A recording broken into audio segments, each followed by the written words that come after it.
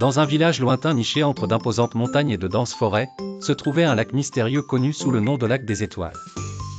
Sous la lune, ses eaux scintillaient d'une beauté étrange, reflétant le ciel comme si les étoiles s'y étaient noyées. Les légendes racontent que ce lac renferme des secrets anciens, mais beaucoup ont averti que ceux qui s'y aventurent ne reviendront jamais.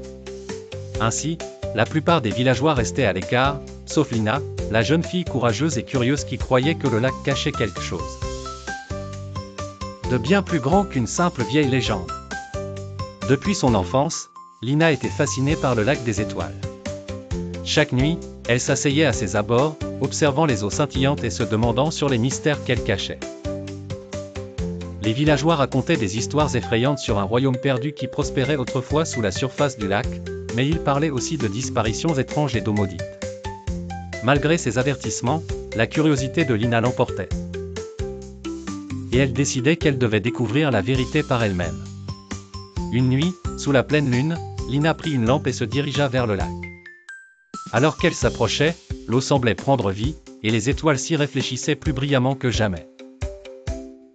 Soudain, l'eau commença à onduler de manière anormale autour d'elle comme si quelque chose bougeait puissamment sous la surface.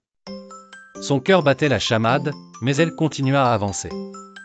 Soudain, une ombre apparut sous elle, se déplaçant rapidement et tournant autour de ses jambes.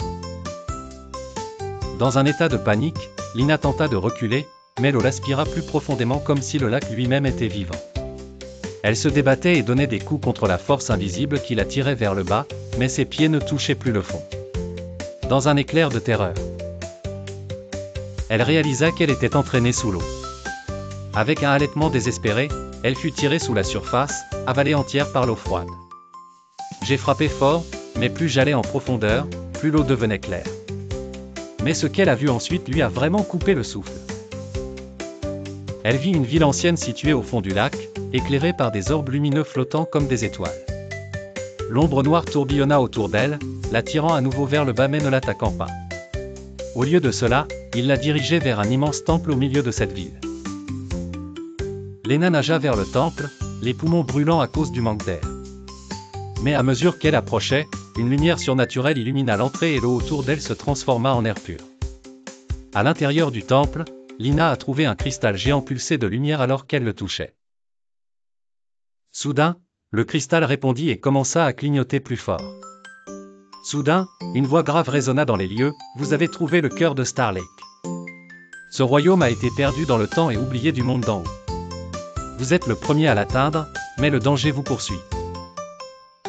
Le lac vous permettra de revenir cette fois, mais quelqu'un d'aussi curieux que vous reviendra certainement, et vous ne serez alors pas autorisé à revenir.